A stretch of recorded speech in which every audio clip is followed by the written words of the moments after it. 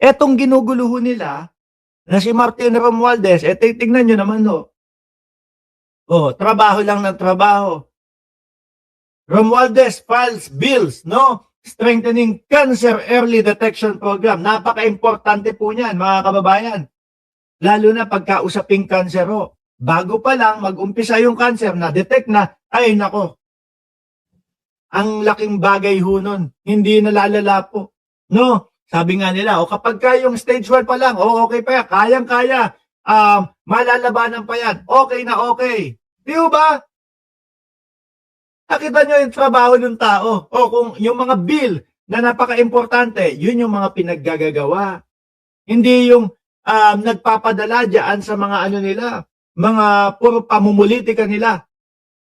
Di ba?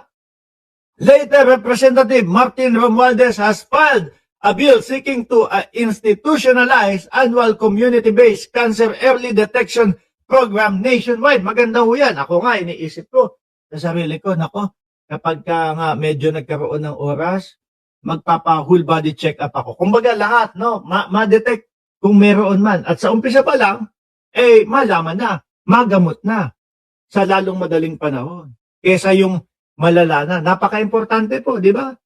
Pero ano ginagawa ng mga DDS? Paulit-ulit, puro pamumulit.